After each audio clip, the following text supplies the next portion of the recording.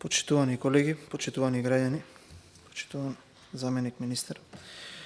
Еве го последниот амандман од тие амандмани кои што ги предложивме досега, во кои што баравме 4 работи: намалување на ДДВ за намалување на цената за електрична енергија, намалување на ДДВ за намалување на цената на огревното дрво, намалување на ДДВ за намалување на цената на храната и овој е последниот за намалување на акцизата за горива.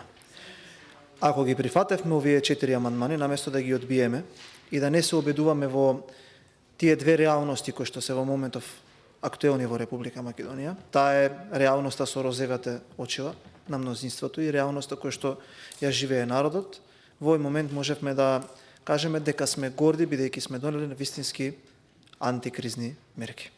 Господине заменик министер, за да не излезе дека зборувам шпекулативно или дека е чист популизам, барем ја мислам дека секогаш бев екзактен со бројки, дозволете директно со бројките во буџетот да ви кажам зошто неприфаќањето на овие амандмани е популизам од власта.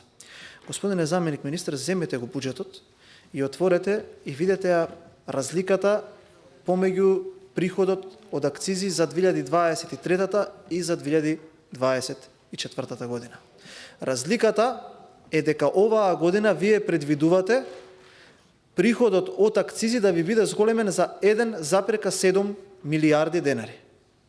Практично, државата да наплати повеќе од граѓаните и стопанството по основ на акциза за 1,7 милиарди денари повеќе. Нашиот амандман кој што е поднесен се бара да се скратат 1,5 милиарди денари повеќе на оваа ставка. Што значи тоа? Дека ако го прифатите нашиот амандман, ќе ви оставиме 200 милиони денари плюс на сметката од тоа што се го предвидиле 2023 година. Значи не држи аргументот дека ќе земеме од едни, други, трети. Пари има. Пари има. Вие како што сте го предвиделе, ние така сме го предложиле амандманот. И нема врска. Немојте, ве молам, сериозни луѓе сте, на оние аргументи од Фатмир Битики дека за да добијат административците повеќе пари, ќе требало да скратиме на студентите, на стипендиите. Тотална врска нема тоа. Тоа е тотално еклатантно непознавање на економијата. Прво, ние нема да земеме пари од некого затоа што ова се идни средства. Нема да земеме ние пари од студентите, ние нема да земеме пари од работниците, али сега ќе ви кажам од каде ќе земеме пари. Еве ќе земеме пари од ставката 427 привремени вработувања од Министерството за правда, која што е повисока за 57%. Ќе земеме пари од МНР од ставката 483 за купување на мебел, 309,5% повеќе. Ќе земеме од Министерството економија ставката 404 надоместоци за 1100% зголемена. Ќе земеме од Министерството за животна средина ставка 425 договорни услуги за 46% или 86 милиони денари повеќе. Од таму ќе земеме. Продолжуваме.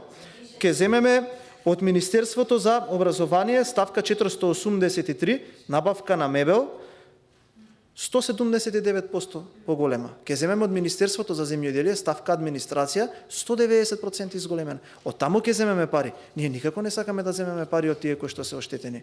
Дали не е срамота со таква логика да настапиме дека ќе удриме по студентите и по оние кои што се, ето така да кажам, поранливи категории, дека ние ќе сме им земеле пари на нив? Еве ги парите. 1,7 милиарди денари предвидени повеќе како приход оваа година, ние бараме 1,5 милиарди за да нафтата веднаш од овој момент кога ќе биде прифатен амандманот да поевтини за 3 денари по литар. Тоа значи дека и граѓаните ќе возат поевтино гориво, а тоа значи дека и транспортот кој што ја врши транспортот на стоката, на храната, на суровините, на репроматеријалите ќе биде поевтин. Сега, да не бидам обвинет дека зборувам паушално, ајде да идеме и дополнителни бројки да кажам. Државата по однос на акцизи за наредната година планира да собере над половина милиарда евра. 500 милиони евра треба да платат сите кои што возат во Република Македонија на државата по литар гориво акцизи. Дали вие не мислите дека 24,5 денари по литар гориво е многу давачки кон државата? Ја реално мислам дека е многу.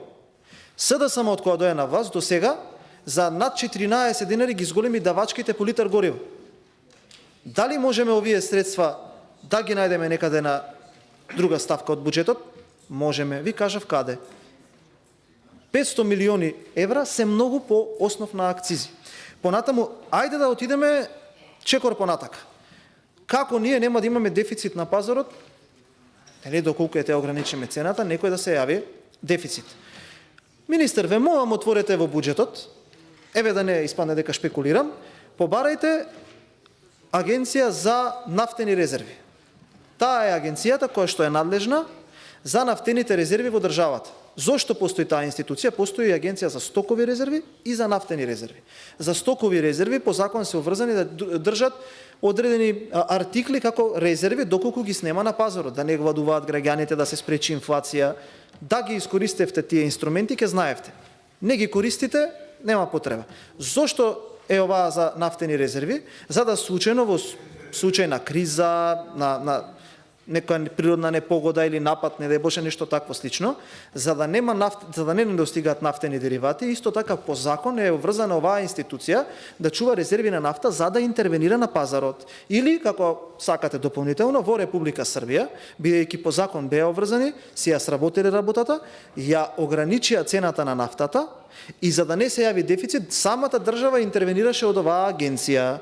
Што правите вие во буџетот во оваа агенција? Смалувате за 400 милиони денари. И практично не ги исполнуваме ни законските минимуми за држање на нафтени деривати во девизни резерви. Ете ги проблемите тука.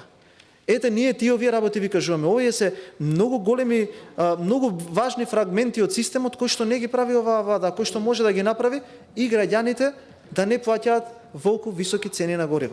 Што значи дополнително тоа?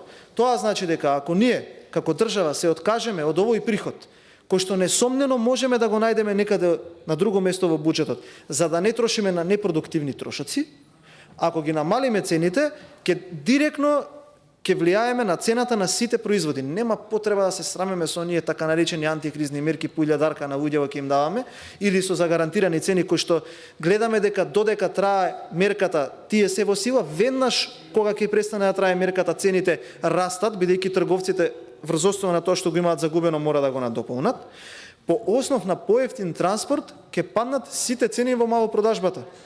Граѓаните ќе имаат поевтини цени.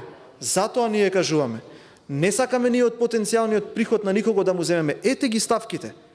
Или, видете сега вака, заменик министер, 1,7 милиарди денари, значи зборувам за денари, тоест 1,5 милиарди денари за 3 денари да поевтини по литар гориво. Значи секој литар веднаш ќе стане 3 денари поевтини. Знаете ли тоа колку е малку? Стоки и услуги 5 милиарди денари повеќе 2023 со 2024. Па ве молам, немојте. Сега што е поважно? Или патни дневни расходи 770 милиони денари. Договорни услуги 49 милиарди денари повеќе од во однос на 2023. Замислете, 1,5 милиарди да се откажеме од приходите за да биде горивото 3 денари поевтино, а 49 милиарди повеќе за договорни услуги. Или материјали и ситен инвентар 5,6 милиарди денари повеќе. Значи, тука не зборам за вкупно 5,6 милиарди повеќе, туку зборам за сума А и сума Б од 2023 до 2024 5,6 милиарди денари повеќе. Привремени вработувања 240 милиони денари повеќе, купување на мебел 2,2 милиарди повеќе. Па не знам што треба да направиме. Не ми е јасно, стварно не можам да го разберам. Затоа велам, амандманот е поднесен под детална анализа и овој четврт амандман од денешна амандманска расправа, доколку го прифатевме, веќе ќе можеме да зборуваме за значително олеснување на животот на граѓаните. Но по овие 4 амандмани денеска, знаете кој ќе заврши денот, што ќе биде најважно, што ќе го пренесат медиумите? Дека мнозинството одбило амандмани да намали ДДВ за храна, за струја, за огревно дрво и акциза на гориво. Не можам да кажам дека сум задоволен, напротив, мислам дека продолжувате со политиката која што не води во ќорсокак. Благодарам.